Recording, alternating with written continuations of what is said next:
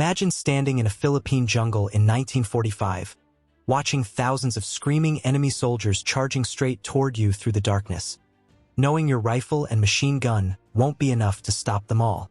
Now imagine a weapon so devastating, so absolutely terrifying, that it could erase an entire battalion in less than 60 seconds. A weapon that didn't just kill the enemy, but broke their will to fight entirely. This is the true story of how one American machine, designed to shoot down airplanes, became the most psychologically destructive ground weapon of the Pacific War, turning Japanese soldiers in underground tunnels sleepless with terror and forcing the surrender of positions considered absolutely unbreakable. What you're about to hear changed jungle warfare forever, and it all began with 4 spinning barrels and a half-track that wasn't supposed to be there at all.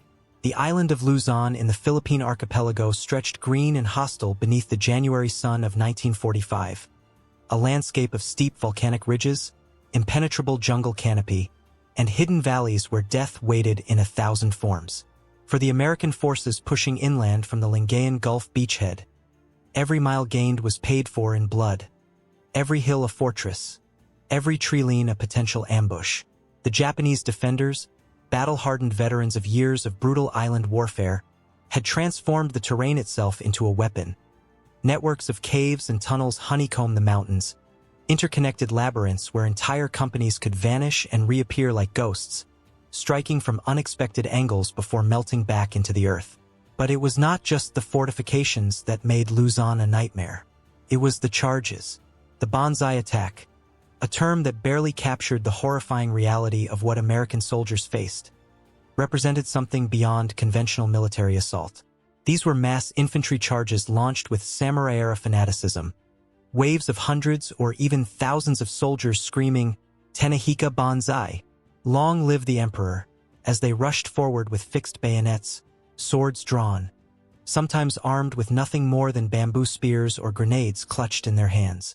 The tactic was born from Japanese military doctrine emphasizing offensive spirit and morale over material superiority, a philosophy that viewed death in battle as the ultimate honor and surrender as unthinkable shame. For the defenders trying to hold a position against such an onslaught, the psychological terror was almost as deadly as the physical threat. Picture yourself there, dug into a defensive position as tropical dusk falls and the jungle comes alive with the sounds of insects and distant movement.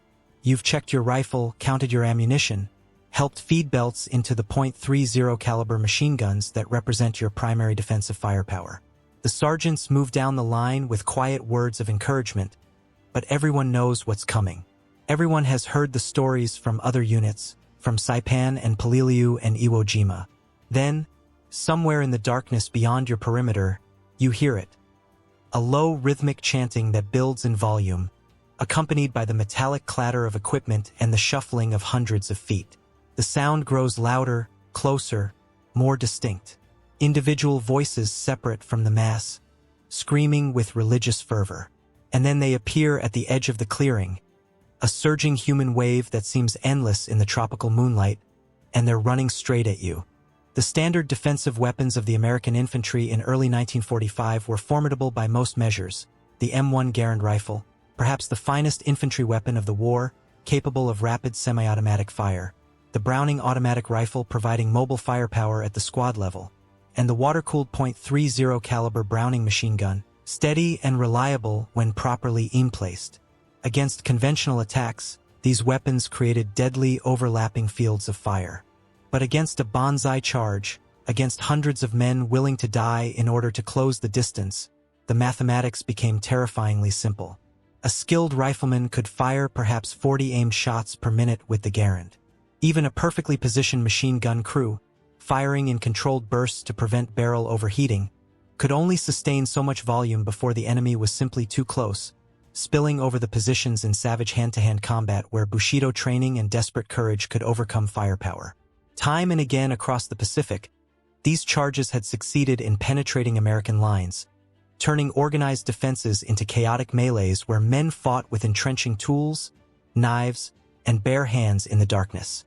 The survivors of these assaults, when there were survivors, spoke in haunted tones of how it felt to keep firing and firing until your hands burned from the heat of the rifle barrel, to see men fall and yet more appear behind them, to know with absolute certainty that they would reach you before you could possibly kill them all. Some positions were simply overrun. Their defenders found the next morning where they'd made their last stands. Other lines held, but at tremendous cost, with wounded men dragged back at dawn and hasty graves dug for those who hadn't been so fortunate. The psychological toll was immense. Sleep became difficult. Every sound in the jungle might be the prelude to another charge. Defensive positions had to be constantly reinforced, fields of fire expanded, wire obstacles thickened, yet the gnawing knowledge remained that when the enemy decided to come in overwhelming numbers, nothing was truly certain. The commanders studying maps in command post tents understood the tactical implications with cold clarity. The Japanese defenders of Luzon, numbering over 200,000 troops under General Tomoyuki Yamashita, the Tiger of Malaya who had conquered Singapore, were not going to surrender their positions easily. They would use every advantage of terrain, every desperate tactic, every soldier willing to die for the emperor. Breaking through their mountain strongholds, clearing the tunnel networks, reaching Manila and liberating the American prisoners known to be held there. All of this would require new approaches, new weapons, new ways of bringing overwhelming firepower to bear in terrain where conventional artillery and armor struggled to operate effectively. The M16 multiple-gun motor carriage arrived on Luzon without fanfare or announcement, another piece of equipment in the vast logistical stream flowing across the Pacific. To the untrained eye, it was simply a half-track, an M3 personnel carrier with wheels in front and tank-style tracks in the rear, designed for mobility across difficult terrain. But mounted on its bed was something altogether more remarkable. The M45 quad mount, a powered turret containing 4 M2 Browning .50 caliber heavy machine guns arranged in a square pattern, capable of rotating 360 degrees and elevating to engage aircraft at high angles.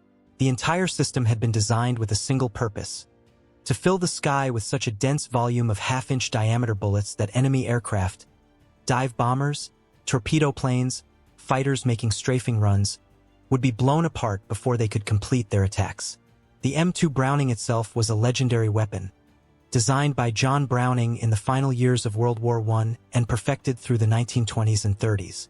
Firing the .50 BMG cartridge Browning machine gun, it delivered a thumb-sized bullet at nearly 3,000 feet per second, capable of punching through armor plate, disabling vehicle engines, and literally tearing apart anything unfortunate enough to be struck by it. A single .50 caliber machine gun was a devastating weapon. 4 of them, synchronized to fire together, represented something beyond the normal scales of infantry combat. The combined rate of fire approached 2,000 rounds per minute, over 30 bullets every second, each one carrying more kinetic energy than a dozen rifle rounds. The ammunition came in linked belts that fed continuously from large ammunition boxes, allowing sustained fire that could be measured in minutes rather than seconds. The crews assigned to these vehicles were trained as anti-aircraft gunners, specialists who understood the mathematics of leading fast-moving targets, the peculiarities of high-angle fire, and the procedures for aircraft recognition. Their manuals contained detailed instructions about identifying enemy planes at various altitudes, calculating deflection angles, maintaining the complex electric turret motors, and coordinating fire with other anti-aircraft positions. What their manuals did not contain was any guidance whatsoever about using these weapons against ground targets. The very concept seemed absurd. Why would you point an anti-aircraft weapon at the ground? The original doctrine viewed such use as wasteful, unnecessary, a misapplication of specialized equipment. But doctrine, those young soldiers would soon discover, was written by men who had never stood in a defensive perimeter on Luzon at 3 in the morning, listening to the chanting grow louder in the darkness. Reality, as it so often does in war, had other plans entirely. The first time a Quad-50 was positioned for ground defense rather than anti-aircraft duty happened almost by accident, the result of a harried captain reorganizing his defensive line and deciding that the half-track needed to be somewhere it could support the infantry, even if that meant parking it where it could fire horizontally rather than skyward. The crew, 3 young men barely out of training, their hands still more familiar with aircraft recognition cards than ground combat, regarded their new position with uncertainty. They checked and rechecked their weapons, fed the long ammunition belts into the receivers of each gun, tested the turret traverse, and waited as the tropical afternoon faded into evening and the jungle began its nightly chorus of sounds. The attack, when it came with the typical suddenness of Japanese night operations.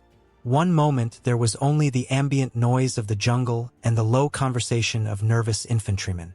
The next moment, the darkness erupted with screams and movement, hundreds of shapes materializing from the treeline about 200 yards distant, flooding across an open area of kunai grass and scattered palms toward the American positions. The infantry opened fire immediately, the sharp crack of M1 rifles punctuating the steady hammer of machine guns. Tracers, bullets with phosphorus cores that burned bright, arced out across the clearing in red streams, finding targets, dropping men, but not enough, never enough. The wave kept coming, and in the half-track, the gunner made a decision that would echo across the entire campaign. He traversed the turret toward the mass of approaching figures, lowered the barrels to horizontal, and pressed both thumb triggers. The sound that erupted from the Quad-50 was unlike anything the men nearby had ever heard in ground combat. It wasn't the rhythmic pounding of a single machine gun or even the combined fire of several weapons. It was a continuous roar, a tearing avalanche of noise so loud it seemed to have physical substance, vibrating through the ground, through the half-track's metal frame, through the bodies of everyone within 100 feet. The 4 barrels fired in a staggered sequence that created an unbroken stream of muzzle flashes. One gun firing, then the next, then the next, then the first again, cycling so rapidly that it appeared as a single continuous jet of flame and fury. The sound overwhelmed thought, made communication impossible, reduced the world to that single sustained mechanical bellow that seemed like it would never stop. But sound was only the beginning. The visual effect of what happened next would be seared into the memories of every man who witnessed it. The stream of .50 caliber rounds, remember over 30 per second, reached out across the clearing like a physical force. Where they struck the ground, earth exploded upward in geysers of mud and vegetation. Where they struck trees at the jungle edge, trunks simply disintegrated in showers of splinters. And where they struck human bodies, the effect was catastrophic beyond description. The large bullets didn't simply wound, they destroyed. A round striking a torso would explode out the opposite side with hydrostatic shock that pulverized organs and shattered bone. Limbs hit by .50 caliber fire were severed. Multiple hits on the same target literally tore bodies apart. The enemy soldiers, caught in the open with no cover and no possibility of escape, were scythed down in rows, in groups, in heaps. The grass itself seemed to be mowed flat by the passing storm of metal. The gunner traversed the turret slowly from left to right across the width of the assault, the power-driven mount allowing smooth, controlled movement despite the sustained firing. Everywhere the stream of tracers touched, men fell or flew backward or simply came apart. The charge, which moments before had been a coordinated mass assault executed with terrifying discipline, dissolved into chaos. Some soldiers threw themselves flat, pressing into the ground, seeking any depression that might offer protection.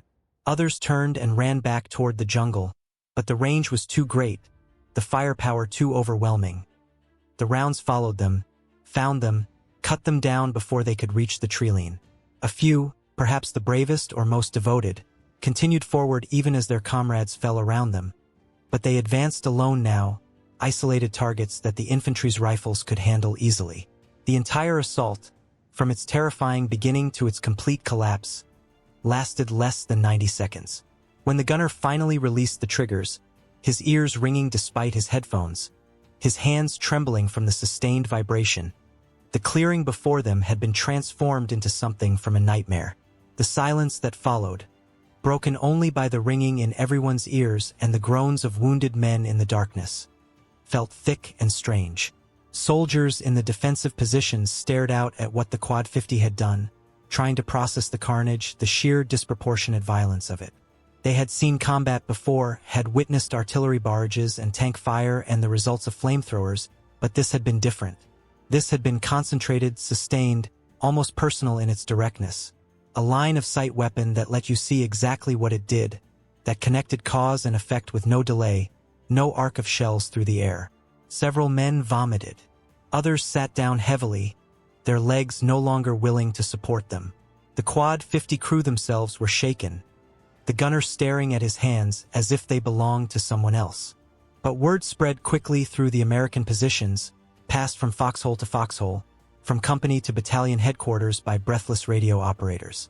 There was a new weapon on Luzon, something that could stop a Banzai charge not just effectively but absolutely, something that turned the enemy's most feared tactic into a death sentence. For the Japanese troops dug into their tunnel complexes and cave systems throughout the mountains, the reports that began filtering back carried a different kind of message, one wrapped in terror and disbelief. Survivors who had fled back to their positions spoke in halting voices about what they had experienced, and their stories seemed almost impossible to credit. They described a weapon that fired continuously, without pause, that didn't allow time to rush forward between bursts of fire. They spoke of the sound, which they called Yama no Kaminari, mountain thunder, because it echoed off the hills and seemed to come from everywhere at once. They described watching entire squads simply cease to exist, erased in seconds by the storm of bullets. Some claimed the Americans had deployed some new secret weapon, a death ray or explosive bullets. Others, more pragmatic but no less shaken, simply called it a continuous sheet of bullets and said that nothing could survive passage through it. The psychological impact of this new weapon on the Japanese defenders cannot be overstated. The Banzai charge, for all its apparent recklessness, had been a calculated tactical choice based on the understanding that American defensive firepower, while formidable, had limits. Rush forward in overwhelming numbers, accept heavy casualties in the initial advance, but get close enough to engage in hand-to-hand combat where Japanese training and spirit would prove decisive. This calculus had worked often enough at Saipan, at Peleliu, at countless smaller actions to justify its continued use. But the Quad-50 destroyed that calculus entirely. There was no overwhelming the firepower. There was no accepting casualties and pushing through. There was only the certainty that advance across open ground would result in total annihilation.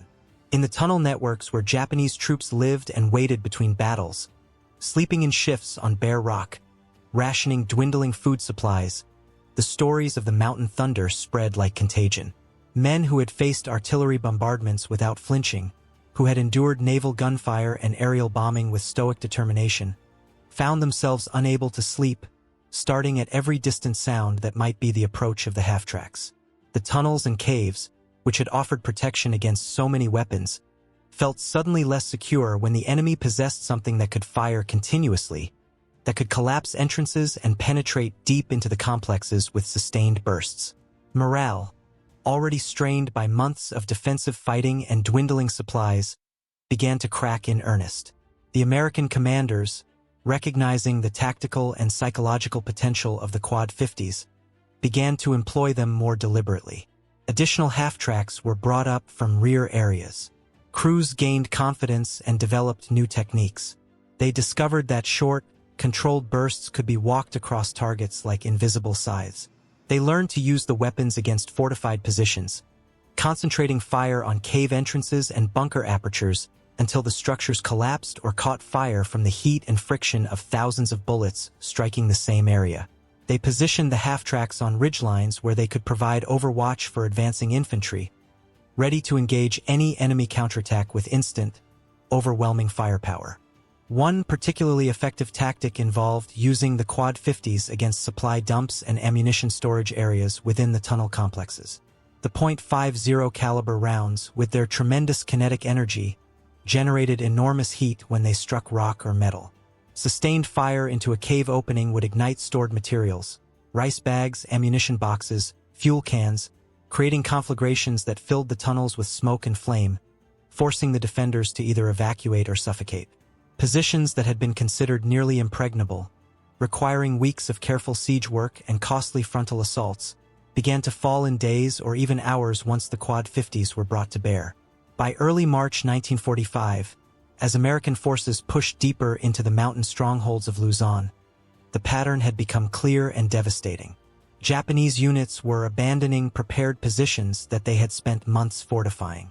Intelligence reports intercepted increasingly desperate messages between defending units, requesting permission to withdraw, describing situations as untenable and indefensible.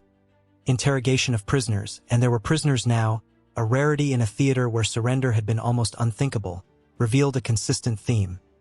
The Americans possessed a weapon that could not be fought against, that rendered traditional defensive tactics worthless, that killed with such efficiency that resistance became not just futile but psychologically impossible to sustain. The broader tactical significance of the Quad-50's introduction to ground combat extended far beyond simple firepower metrics.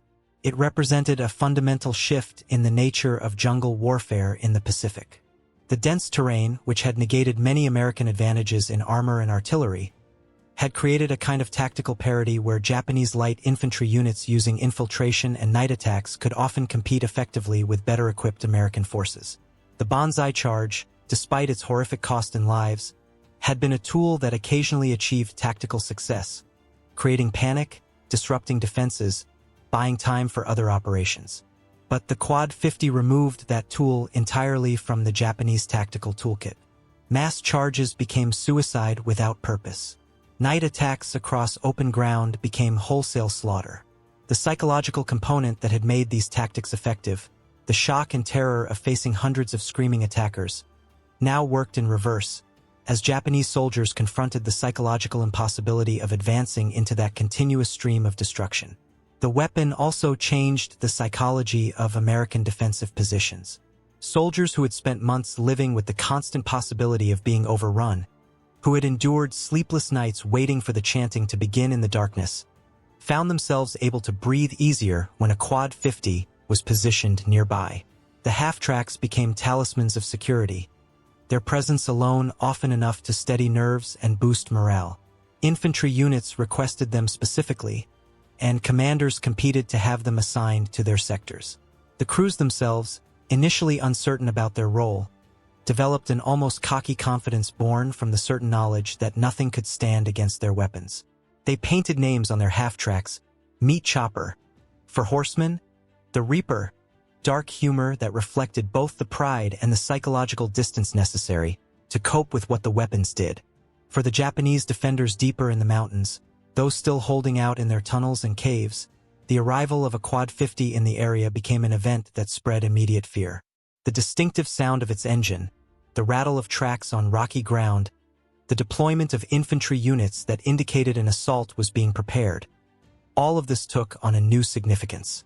Some units attempted to counter the threat by conducting night raids specifically targeting the half-tracks, sending small teams with explosives or magnetic mines to try to disable the vehicles before they could be brought into action. A few such attempts succeeded, but the cost was always high, and replacement vehicles seemed to arrive endlessly from the American logistical network. Other Japanese officers simply acknowledged reality and ordered evacuations, moving their troops deeper into the mountains, abandoning positions that could no longer be held, seeking terrain where the half-tracks couldn't follow. The human cost of this transformation in warfare on both sides was immense. For American soldiers, the introduction of the Quad-50 saved countless lives by breaking the back of Japanese offensive capability and allowing positions that might have required bloody frontal assaults to be reduced with minimal casualties. The infantry advancing behind the suppressive fire of these weapons could move with greater confidence, knowing that enemy machine gun nests and trench lines could be obliterated before they posed a serious threat. Medics found their services needed less frequently. Body bags remained folded in their crates. Mothers and wives and children back home would receive their loved ones after the war instead of telegrams expressing the nation's regret.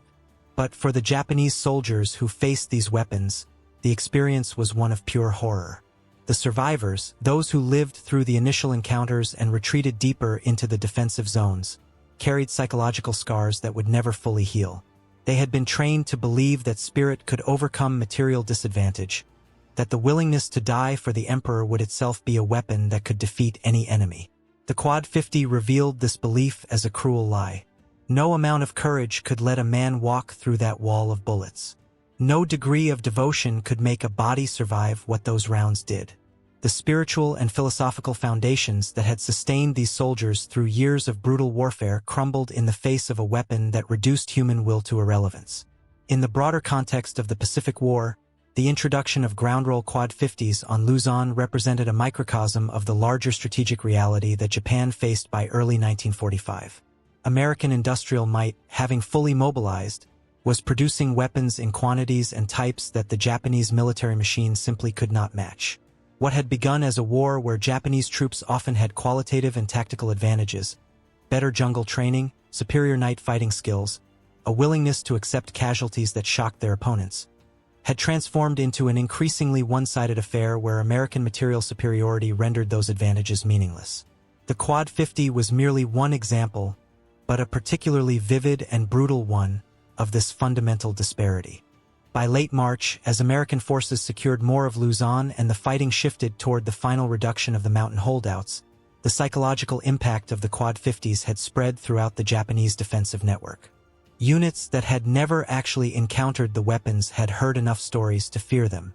The sound of any sustained automatic weapons fire caused momentary panic as soldiers wondered if it was the mountain thunder approaching. Officers trying to organize defenses found their troops increasingly reluctant to occupy positions in areas where the half-tracks might be deployed.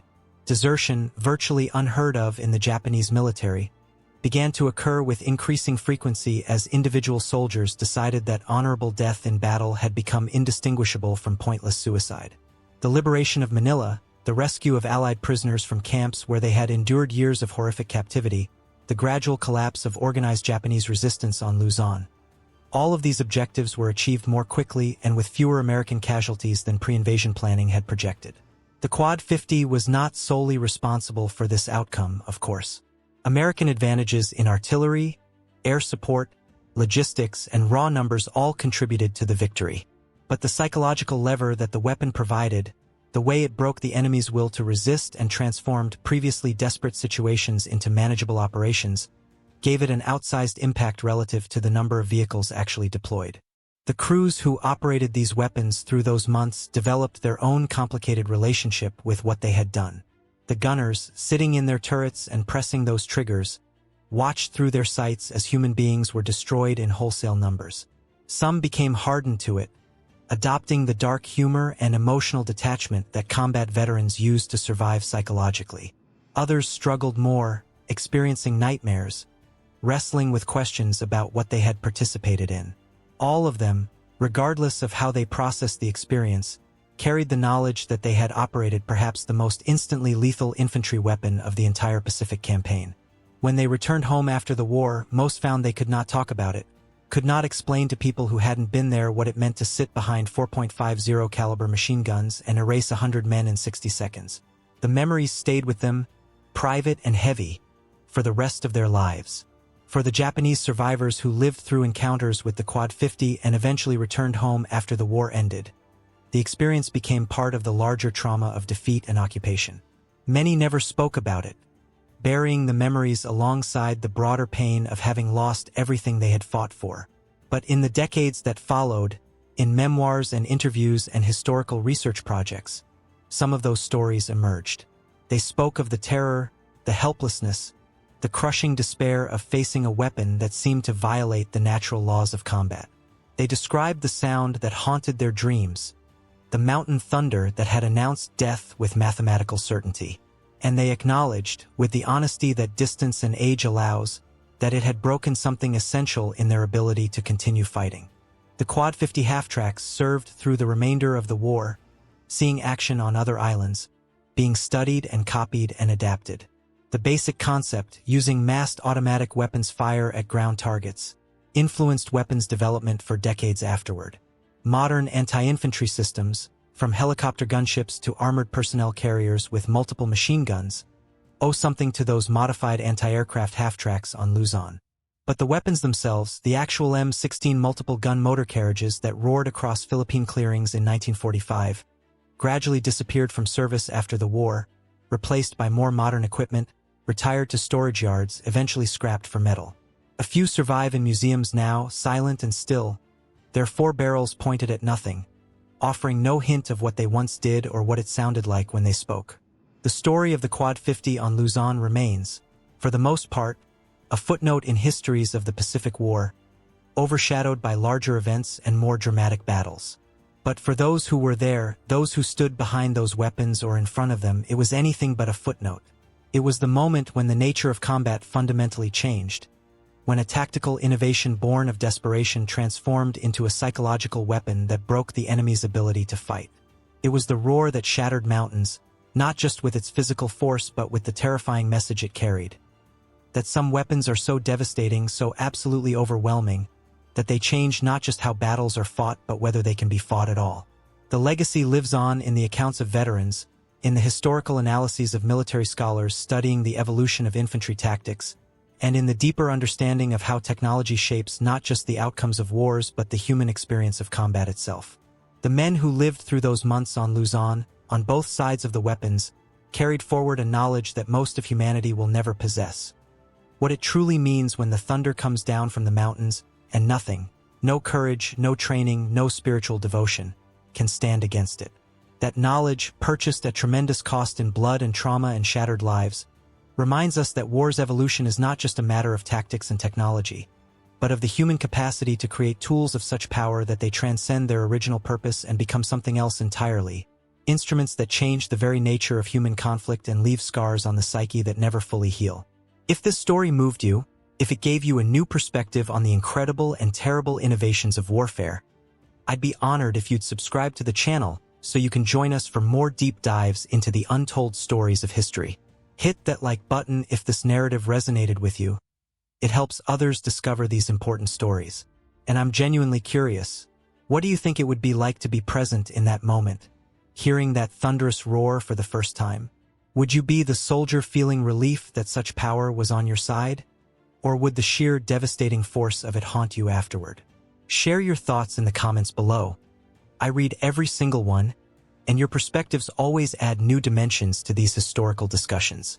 Thank you for listening, and I'll see you in the next story.